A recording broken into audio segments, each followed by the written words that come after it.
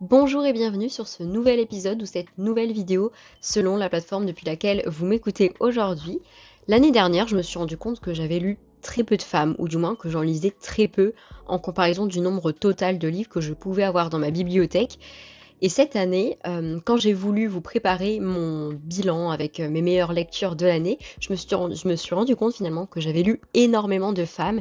Et quand je n'avais pas lu d'autrices à proprement parler, j'avais beaucoup lu à propos de femmes. Et je me suis dit que c'était l'occasion parfaite pour vous parler des femmes en littérature.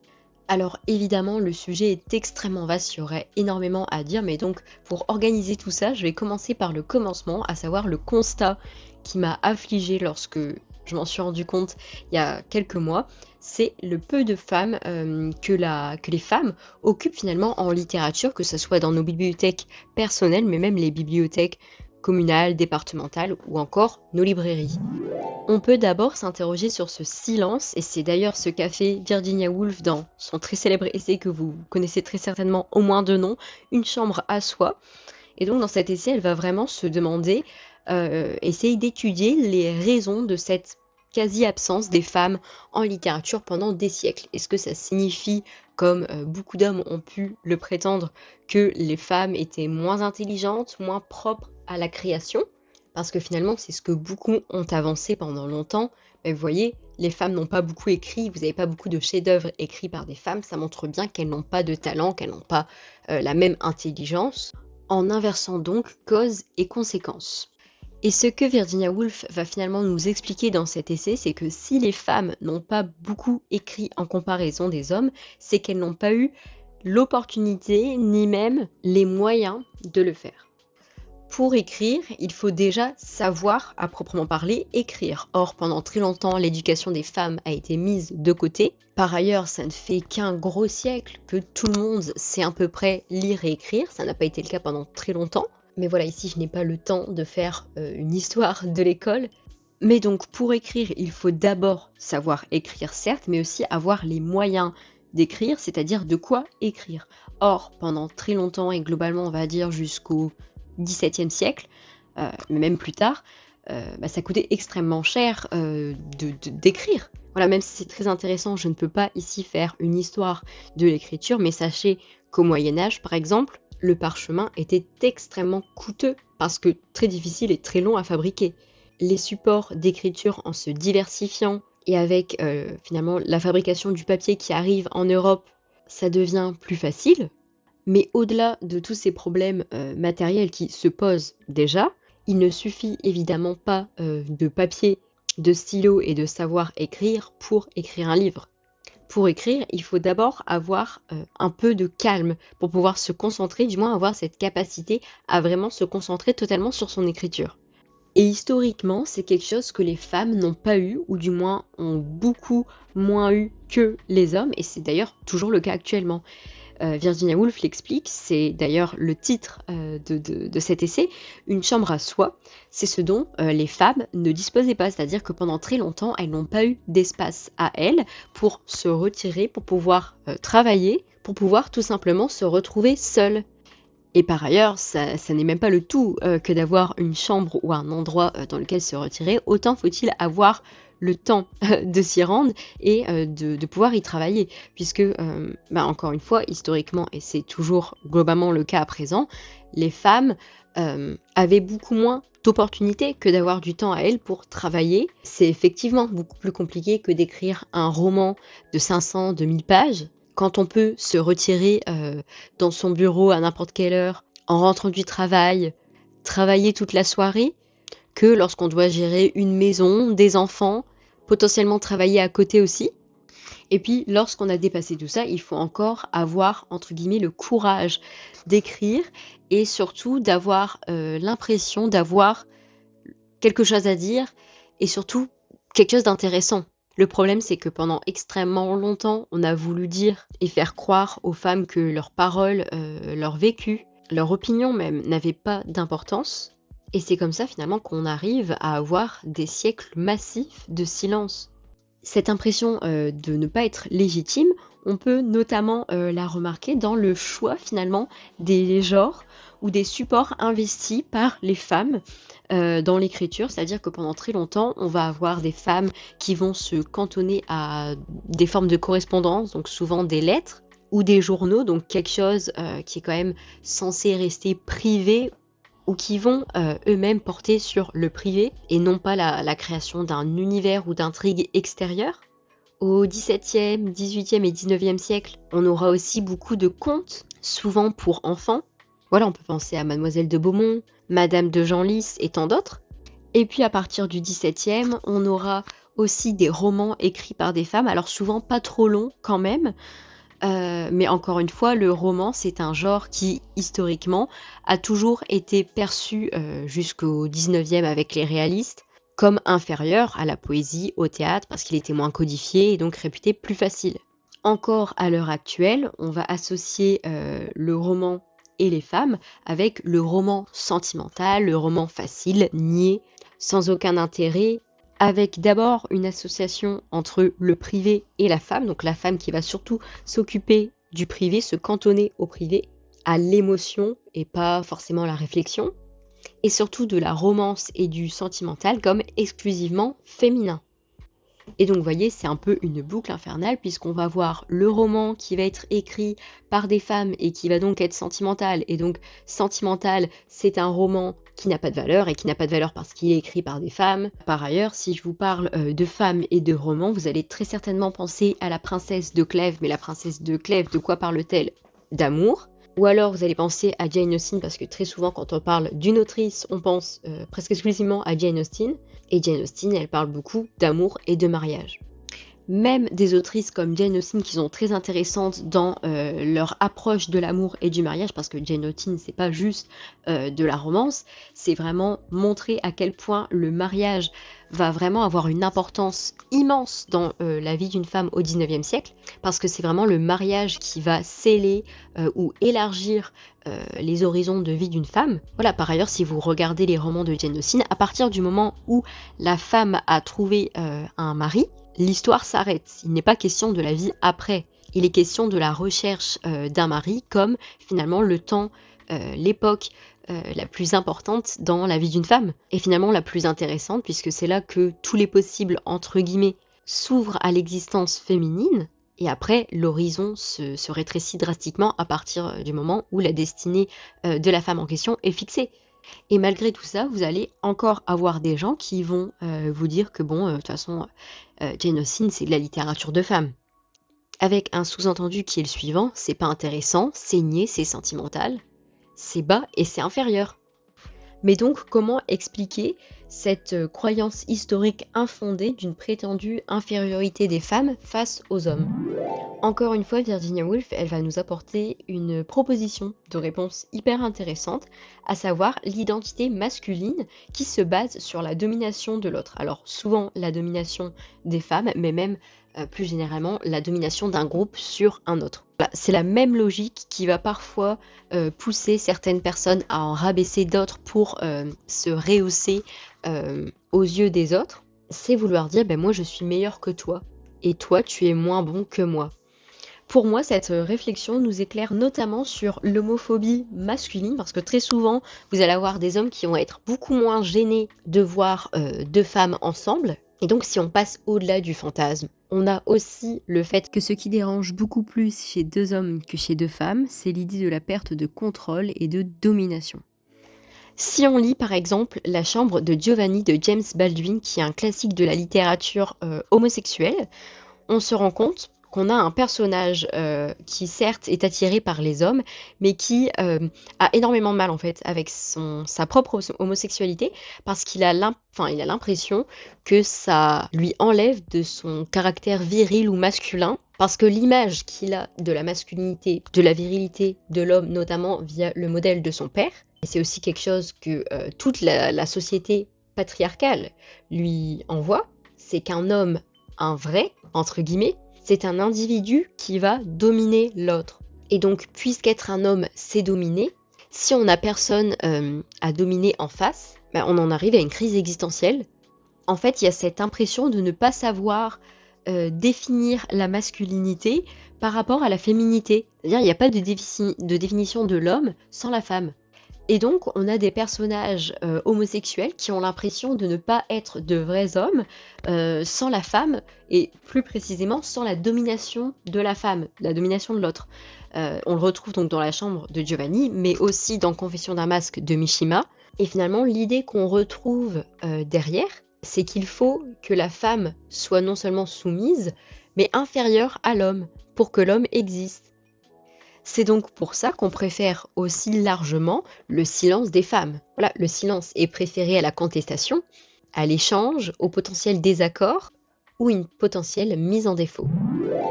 On n'aime pas voir les femmes s'exprimer, c'est pour ça qu'on ne les encourage pas à écrire, qu'on les moque lorsqu'elles le font.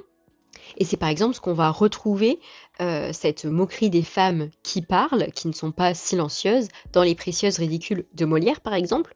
Même si on peut partager une forme d'exaspération face aux précieuses du point de vue des idées un peu puritaines, mais il n'en reste que c'est une pièce dans laquelle on se moque des femmes. Et c'est la même chose dans La Mégère apprivoisée de Shakespeare. C'est une pièce, je crois que c'est une pièce de jeunesse qui est un peu moins connue et qui a inspiré notamment 10 Things I Hate About You.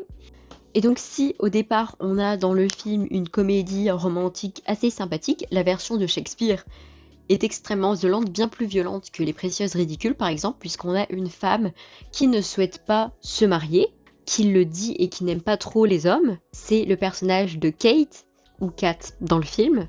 Par ailleurs, dans le film, elle ne souhaite pas avoir de petits copains ni vraiment de sortir, parce qu'elle a eu une époque très sociable, dans laquelle elle a été séduite par un garçon qui l'a quittée juste après avoir couché avec elle. Et donc ce même personnage chez Shakespeare refuse de se marier, on ne sait pas pourquoi. Or, elle a une sœur très très jolie, mais pour que celle-ci puisse se marier, son père veut que sa sœur, Kate, ou Kat, se marie d'abord, parce qu'il ne sait plus quoi faire d'elle. Voilà, c'est le même schéma qui est repris dans le film, c'est-à-dire que pour que la plus jeune sœur puisse sortir, il faut que la plus grande sorte aussi. Mais chez Shakespeare, on va avoir une Kate qui va être littéralement domptée par son mari, qui va être extrêmement violent. Et finalement, la pièce se termine par la transformation totale de cette Kate, parfaitement domptée. Et c'est vraiment des termes animaliers qui sont utilisés, alors du moins dans la version française. Je ne sais pas s'il y a cette consonance en VO. Mais voilà, on a donc une femme qui, à force de privation, de nourriture, de sommeil, de brutalité, ne répond plus à son mari et obéit à toutes ses volontés. Et donc on a ce mari extrêmement fier de lui d'avoir réussi à dompter sa femme et qui dit « Voyez messieurs, il suffit de savoir s'y prendre, votre femme devrait être comme ça ». Voilà, les femmes, on les aime silencieuses. Madame de Genlis, dans sa nouvelle, dit exactement la même chose. Dans La femme auteur, il est en fait question d'une jeune femme qui écrit, qui décide de publier ses articles et qui va finalement perdre son amoureux, qui devient extrêmement jaloux d'elle et de son succès. Et là, encore une fois, en fait, comme pour Kat, la femme qui plaît, c'est celle qui ne parle pas, celle qui n'a pas d'opinion, ou du moins ne les partage pas. C'est typiquement le cas d'Annie dans Claudine s'en va de Colette. Si vous me suivez, vous savez que j'aime énormément Colette, je vous en ai déjà parlé plusieurs fois, mais donc Claudine s'en va, c'est le 4e tome du cycle des Claudines. Il est question non pas tellement de Claudine en elle-même, mais d'Annie qui deviendra une de ses amies. C'est une jeune femme qui a toujours été contrôlée, qui a même été façonnée en fait par son mari qu'elle a connu très jeune. Pour la première fois de sa vie, elle se retrouve seule, sans son mari, qui doit partir pour un voyage d'affaires, qui doit donc en fait s'absenter pendant plusieurs semaines. Au départ, elle est totalement dévastée parce qu'elle ne sait pas qui être sans ce mari, puisqu'elle n'a toujours été que ce qu'il a voulu qu'elle soit. Avant de partir, son mari lui a laissé des instructions, donc des choses à faire et à ne pas faire pendant son absence. Il a mis notamment de ne pas voir les Claudine Renaud trop souvent, une visite maximum pendant toute son absence. Claudine, qui est le personnage principal de la saga des Claudines à son nom, qui est une femme en fait très libre pour l'époque. Malheureusement, Annie va passer ses sortes de vacances presque entièrement en compagnie de cette Claudine. Et c'est grâce à Claudine qu'elle va découvrir la liberté et d'autres choses, et qu'elle va finalement apprendre à relever la tête et à dire non. Et finalement, elle va se rendre compte qu'elle n'aime pas du tout son mari, qu'elle n'a pas du tout hâte qu'il revienne, et elle va demander le divorce. Mais ce qui est terrible, c'est que ce silence imposé aux femmes, on le retrouve même dans des groupes jugés plus révolutionnaires ou prônant la liberté. Voilà, typiquement, la Révolution française n'a pas tellement œuvré à la liberté ou l'égalité des femmes. Alors qu'elles ont eu une place importante, elles ont rapidement été muselées. Alors que les femmes ont joué un rôle important lors de la Révolution, finalement, elles ont rapidement été évincées et muselées. Voilà, récemment, on parle pas mal d'Olympe de Gouges, mais c'était pas la femme la plus révolutionnaire de son époque. Et ce qui nous montre bien que ce silence a pesé, c'est qu'on ne connaît pas ces femmes révolutionnaires. À l'heure actuelle, à part Olympe de Gouges, on ne saurait citer des femmes révolutionnaires, sauf si on commence vraiment à se pencher sur le sujet de la Révolution française. Si vous prenez par exemple le mouvement surréaliste, donc un mouvement qui se veut vraiment libérer des codes, de la raison, avec une nouvelle façon d'écrire, de créer, de penser, avec finalement cette volonté de ne plus se laisser conduire par la logique, la raison, on aurait tendance à penser que les femmes seront enfin considérées comme des êtres à part entière, que les clichés créés par une pseudo-raison, une pseudo-logique, vont enfin voler en éclats, mais en fait pas du tout. Les femmes sont totalement exclues du mouvement, sauf en tant que muses, mais c'est donc encore une fois les réduire à un statut d'objet, d'inspiration, d'être un peu divinisé, mais qu'on utilise en fait plus qu'autre chose et qui sert à montrer la puissance créatrice de l'homme, qui magnifie la femme, qui se contente d'être sans rien faire. Donc on exclut les femmes. Voilà, les autrices ou artistes surréalistes ont existé, mais on les a balayées et réduites en tant que muses. Par exemple, on connaît assez peu Louise de Villemorin, que j'ai découvert cette année avec ses poèmes et Sainte une fois, mais j'ai préféré ses poèmes qui sont plutôt surréalistes et qui peuvent être franchement intéressants. Et pourtant, on la lit très peu. Pareil, en poésie, on a assez peu de femmes finalement, parce que pendant très longtemps, la femme a été l'objet de poèmes, mais non pas l'auteur, l'autrice de ces mêmes poèmes. Par ailleurs, c'est assez amusant parce que quand vous lisez par exemple des poèmes du 15e, 16e siècle, on a toujours le même type de beauté, d'idées de beauté féminine qui va revenir. Voilà, une femme à la peau claire, aux cheveux blonds d'or, au teint de lys, aux dents de perles. Vous avez l'impression que finalement, quand vous lisez ces poèmes, il s'agit toujours de la même femme. Mais quand vous essayez de trouver un idéal masculin en littérature, c'est beaucoup plus difficile. Louise Labbé, quand elle a essayé d'écrire du pétrarchisme au féminin, elle s'est retrouvée confrontée finalement à ces difficultés et à ce manque d'idéal masculin. Voilà. Et par ailleurs, si vous prenez un peu de recul, en littérature, on se rend compte qu'on a toujours les mêmes figures de femmes, la séductrice, l'innocente jeune première, la vieille mégère, la prostituée. Globalement, on a la puissance féminine dominatrice qui fait peur, voilà, avec des Médée, des Carmen qu'on veut maîtriser, et des jeunes femmes silencieuses, passives, innocentes et parfaites dans leur discrétion. Mais on a quand même des poétesses, simplement elles sont beaucoup moins mises en avant. Pour la fin du XVIIIe siècle et le début du XIXe siècle, on a par exemple Marceline Desbordes Valmore. Alors elle s'est beaucoup cantonnée à l'écriture de la maternité, du deuil, du privé, mais étrangement on en parle quand même beaucoup moins que Victor Hugo et son art d'être grand-père, ou ses poèmes autour de la mort de sa fille, alors que les sujets sont globalement identiques. Voilà, on parle souvent de l'homosexualité de Rimbaud, de Verlaine, qui s'est notamment traduite par les romans sans parole, etc. Et par contre, on parle beaucoup moins d'une Renée Vivien, qui était appelée la Sappho de son temps, la Sappho moderne, tout simplement parce qu'elle aimait les femmes et elle a beaucoup écrit à propos de ses amours féminins, son désir pour d'autres femmes. Dans ses poèmes choisis, elle ne parle presque que de ça et pourtant, on en entend beaucoup moins parler. On a d'autres plumes magnifiques comme celle d'Anna de Noailles. Ici, je tiens par exemple son anthologie poétique et romanesque dans laquelle, comme beaucoup de poètes, elle va parler de l'enfance, de la nostalgie, de la nature, du temps qui passe, de la mort. Et pourtant, c'est encore une de ces femmes oubliées. Aux éditions alternatives, vous pouvez également trouver À celui qui voyageait loin. C'est un recueil de poèmes écrits entre le 7e et le 16e siècle par des femmes chinoises qui montrent bien que, contrairement à ce qu'on pense, les femmes ont toujours écrit, simplement on n'a pas toujours apporté de l'attention à leurs paroles. Et c'est encore plus particulier de mettre les femmes de côté en poésie, puisque la poésie, c'est l'endroit parfait dans lequel il est question de s'épancher sur ses sentiments, sur le privé. Et donc on ne peut pas reprocher aux femmes d'écrire sur ces sujets quand c'est globalement presque toute la matière poétique. Un peu plus tôt, je vous parlais des différents types de femmes qu'on pouvait retrouver en littérature. Et à dessein, je n'avais pas mentionné la coquette. Et pourtant, c'est quelque chose qu'on a longtemps reproché aux femmes, c'est l'usage de leur charme ainsi que leur superficialité. Voilà, combien de portraits de femmes on a eu ne s'occupant que de leur parure, leur apparence. C'est quelque chose qu'on a vu énormément et qu'on voit toujours sur les réseaux sociaux. On pourrait être tenté malheureusement de blâmer ces femmes, surtout à l'heure actuelle parce qu'on a l'impression que ça vient renforcer des stéréotypes.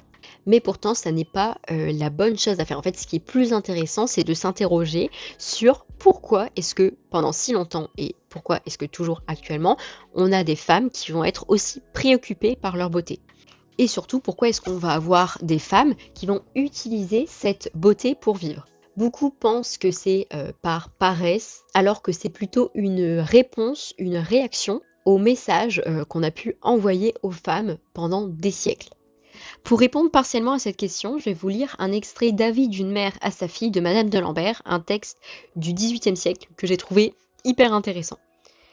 Elle explique que rien n'est donc si mal entendu que l'éducation qu'on donne aux jeunes personnes. On les destine à plaire, on ne leur donne des leçons que pour les agréments, on fortifie leur amour-propre, on les livre à la mollesse, au monde et aux fausses opinions. On ne leur donne jamais de leçons de vertu ni de force.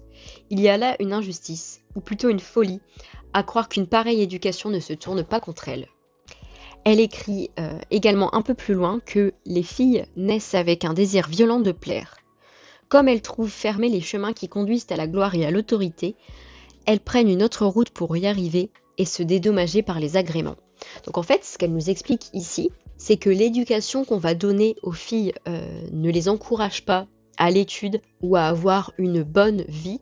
Gardez en mémoire tout de même que ce texte date du XVIIIe siècle, mais surtout qu'on ne donne pas de moyens aux femmes que de réellement agir, avoir une quelconque importance, exercer de professions ou de rôles importants. Et finalement, la seule manière qu'elles peuvent trouver pour avoir un peu de gloire ou d'importance, c'est par la séduction et l'utilisation de leur charme, puisque c'est la seule chose qu'on leur reconnaît, c'est-à-dire leur beauté, leur charme ou les plaisirs qu'elles peuvent offrir.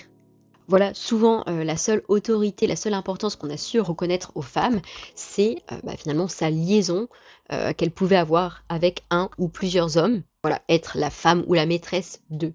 Ou en littérature, la muse d'eux. Tolstoï explique exactement la même chose dans la sonate à Kreutzer.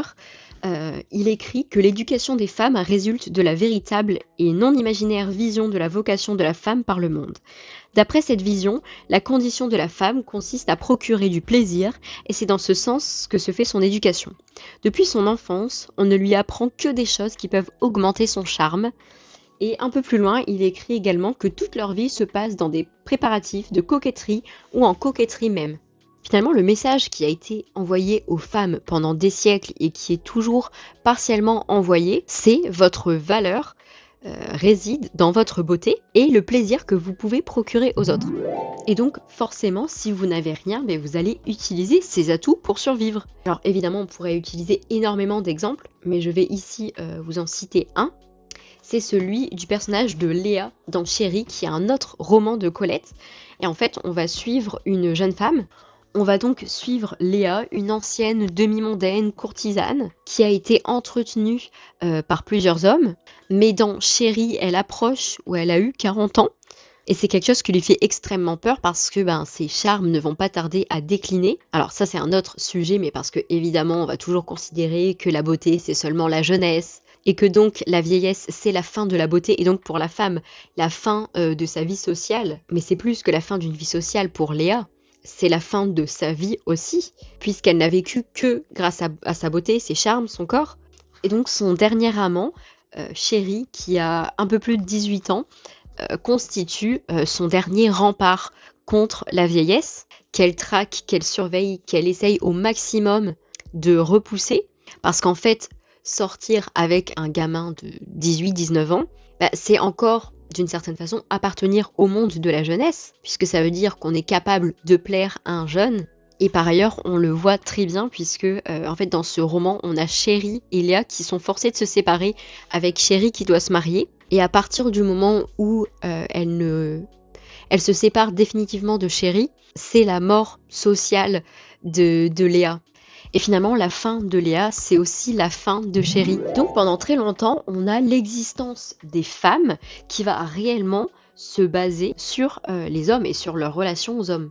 Dans La vie de famille au XIXe siècle, suivi des rites de la vie privée bourgeoise par Michel Perrault et Anne-Martin Fugier, on a un passage extrêmement intéressant dans lequel on peut lire s'il est possible pour une femme de se libérer du mariage, il l'est beaucoup moins de s'affranchir des hommes. Et ça, c'est quelque chose qu'on retrouve à la fois chez Colette, mais dans énormément de livres. Et ça, c'est quelque chose qu'il faut vraiment garder en tête, c'est que le mariage n'est pas la seule prison des femmes. C'est quelque chose qui est superbement, splendidement même, illustré avec Anna Karénine de Tolstoï. Je vous en ai déjà parlé longuement sur TikTok et Instagram. Mais typiquement, Anna Karénine, c'est non seulement l'histoire de nombreuses femmes qui sont déçues ou malheureuses par leur mariage, mais c'est surtout l'histoire d'un bonheur féminin qui semble très difficilement accessible. On va finalement avoir à la fin de ce roman une relation qui va être extrêmement toxique, avec certes un personnage qui a besoin d'indépendance, mais d'une amante qui ne peut lui offrir cette indépendance. Si Anna est aussi étouffante avec Vronsky, c'est parce que sans lui, elle n'est plus rien, elle n'est plus que la maîtresse de Vronsky, et qu'elle a tout sacrifié en tant que femme pour son amour. C'est-à-dire qu'en tant que femme, elle n'avait pas le droit de choisir, et c'est pourtant ce qu'elle a fait. Qu'on lui reproche ce choix, à la limite, elle s'en fiche, puisque tous les deux s'aiment réellement, mais ce qui vient finalement la tuer et tuer leur amour, c'est qu'elle ait voulu faire valoir son droit au bonheur à choisir en tant que femme. Et comme elle a quitté son mari, son statut, sa place, sa réputation, son fils pour Vronsky, elle n'a plus rien ni personne à qui se raccrocher, si ce n'est lui-même. C'est tout ce que René Néré va refuser dans La Vagabonde, qui est un autre roman de Colette cette fois-ci, donc totalement différent. Mais donc c'est l'histoire d'une artiste présentée à la fois comme donc une artiste de musical, mais aussi une vieille fille qui pense finir ses jours seule. Elle va avoir un nouvel et peut-être dernier amour qui va se présenter à elle, mais qu'elle va finalement refuser en souvenir de ce que son précédent mariage a pu être, et dont elle parle dans des termes assez terribles, mais dont on ne doute pas du tout. Et lorsqu'elle discute avec un de ses amis qui est également célibataire et qui s'interroge, qui est assez surpris finalement de son refus, de son hésitation à se lancer dans une nouvelle relation, un nouveau mariage, elle lui explique que vous croyez que c'est la même chose? Pour vous peut-être, et pour beaucoup d'hommes, mais pour moi, souvenez-vous Anne-Monde, ce que fut pour moi le mariage. Non, il ne s'agit pas de trahison. Vous vous méprenez, il s'agit de la domesticité conjugale qui fait de tant d'épouses une sorte de nurse pour adultes. Être marié, c'est... comment dire? C'est trembler que la côtelette de monsieur soit trop cuite, l'eau de vitelle pas assez froide, la chemise mal empessée, le faux col mou, le bain brûlant, c'est assumer le rôle épuisant d'intermédiaire tampon entre la mauvaise humeur de monsieur, l'avarice de monsieur, la gourmandise, la paresse de monsieur.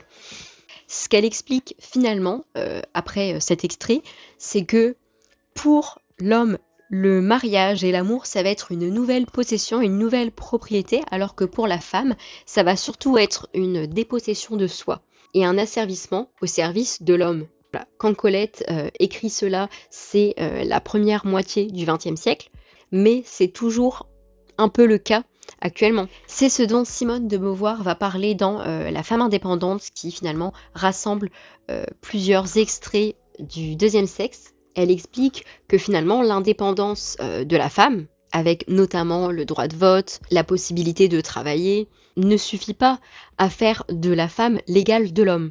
Parce que finalement la femme doit toujours en faire 2 fois plus. Là où on a longtemps attendu de la femme de s'occuper des enfants, de la maison, s'ajoute maintenant, ou du moins à partir de ce moment, le fait de travailler, de gagner de l'argent. Et donc malgré tout, elle n'est pas du tout aussi libre que l'homme. Elle a finalement plus de responsabilités et plus de poids sur les épaules. On attend toujours plus d'elle et surtout, on va toujours la juger différemment et plus durement qu'un homme. Et elle évoque notamment d'autres sujets tels que l'inégalité dans la liberté sexuelle, la difficulté qu'il peut y avoir dans les rapports hétérosexuels, ou la nécessité de l'interlutte avec la reprise de cette réflexion dont je vous ai parlé tout à l'heure, à savoir l'identité masculine qui se base vraiment sur cette idée de domination, qui a justifié non seulement l'oppression des femmes, mais aussi d'autres minorités. Cette désillusion amoureuse ou du mariage, elle est aussi magnifiquement traitée par Catherine Mansfield, qui est vraiment ma révélation littéraire de l'année dans La Garden Party et autres nouvelles. En fait, c'est une autrice que j'aime beaucoup, qui ressemble à Virginia Woolf, dont elle a été la meilleure ennemie, si on peut dire. Et elle va traiter également finalement des impressions fugaces, donner également cette impression, vous savez, d'ébauche, de récits ébauchés, sous-entendus, comme ce que peut faire Virginia Woolf, mais avec plus de liens que cette dernière. Voilà, je trouve que parfois chez Virginia Woolf, ça va être un peu compliqué de suivre, et au contraire, je trouve ça un peu plus simple avec Catherine Mansfield. Mais donc dans cet ensemble de récits ainsi que Pur Bonheur et autres récits que vous pouvez retrouver aux éditions Rivage Poche, il est question très souvent du désenchantement des femmes générales, c'est-à-dire des femmes mariées, mais même parfois des laissées pour compte, voilà, des vieilles femmes, des servantes, des jeunes filles. Et à la fois, on a aussi dans ces mêmes récits un réenchantement du monde via le biais de l'enfance. Voilà, en fait, il va très souvent être question de personnages enfantins qui vont finalement nous aider à revoir le monde d'une manière un peu plus positive ou plus belle, ou du moins différente. Voilà, ce podcast touche à sa fin, j'espère qu'il aura su vous intéresser. Je sais que les thématiques et les réflexions explorées auront peut-être été assez denses, que j'ai cité énormément de noms et de titres, mais c'est que finalement, tout se rejoint, tout est lié, n'est-ce pas ? J'espère d'ailleurs que ça ne vous aura pas trop dérangé que de mélanger littérature et histoire, mais ce sont des choses finalement qui se regroupent. Il me paraît vraiment difficile de les séparer l'un de l'autre. Il y a quelques jours, j'ai commencé à lire Le mariage amoureux, histoire du lien conjugal sous l'Ancien Régime de Maurice Domas. Et il explique notamment qu'on ne demandait pas la même chose finalement à sa maîtresse qu'à sa femme, et qu'on a souvent toléré ou encouragé la prostitution pour finalement protéger les bonnes dames et les femmes respectables. Alors déjà, il faut se demander protéger de quoi, de qui, des hommes, et de l'homme qui est donc jugé comme salissant la femme. Voilà, ce qui est d'ailleurs assez fun, c'est que quand il va juger qu'une femme est sale, c'est qu'il la juge salie par un autre homme. Et pourtant, ça ne lui dérange pas de salir, entre guillemets, d'autres femmes. Enfin bref, c'est magnifique. Mais toujours en est-il que donc Maurice Domas explique avec raison que ce partage donc entre la femme respectable, entre guillemets, et la prostituée porte atteinte à toutes les femmes. Et c'est une idée qu'on retrouve dans Pot-Bouille de Zola.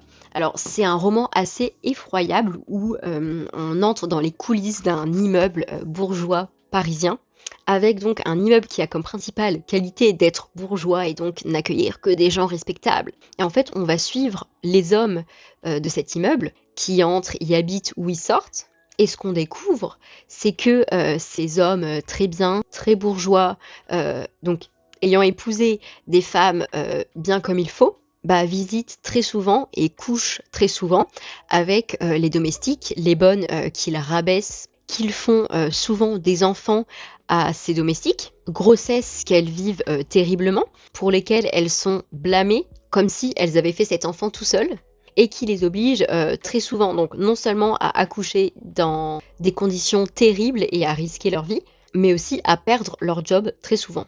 Ce qui est aussi terrible, c'est qu'on voit qu'effectivement, c'est pas seulement ces femmes-là qui vont être touchées, qui n'ont d'ailleurs même pas choisi de vendre leur corps, c'est-à-dire qu'elles n'y gagnent absolument rien, mais en plus de cela, finalement, les femmes, donc les bourgeoises de cet immeuble, sont également victimes des mêmes hommes. Et donc on se rend compte que finalement, il n'y a rien de net dans cet immeuble, si ce n'est les femmes réduites à un état d'objet très souvent sexuel, avec un rapport homme-femme finalement qui se réduit à un homme voulant avoir une relation sexuelle avec une femme qui va essayer de la séduire pour ensuite pouvoir arriver à ses fins, c'est-à-dire pouvoir coucher avec cette femme.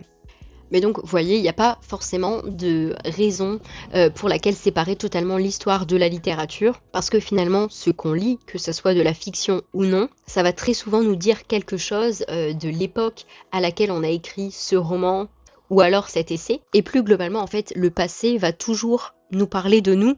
Le passé, c'est pas seulement les grands personnages, les grandes batailles ou des événements importants. Le passé, c'est tout simplement un ensemble de vies humaines, de cohabitation difficiles, parfois plaisantes, d'amour, de haine, d'efforts, de disputes, de changements, de rêves, d'amour. Et on oublie trop souvent cette dimension humaine de l'histoire et du passé que nous rappelle, je trouve, la littérature classique. Donc non, évidemment, la littérature n'a pas effacé la moitié du genre humain. Il serait bête de le croire, et surtout de croire que la moitié de ce genre humain n'ait pas pu participer à le développement de cette littérature. Vous l'avez vu, je crois qu'en fait, il y a énormément d'autrices à découvrir et à lire. Simplement, c'est vrai qu'ils sont un peu moins mis en avant, que ces femmes sont souvent moins connues parce qu'elles ont été effacées plus ou moins volontairement, mais qu'elles existent et existeront toujours. Malgré le silence qu'on leur a imposé, elles ne se sont jamais tues. C'est un peu notre devoir de porter leur voix et surtout de ne jamais baisser la nôtre. Je vous remercie d'avoir écouté ce podcast et sur ce, je vous dis à bientôt.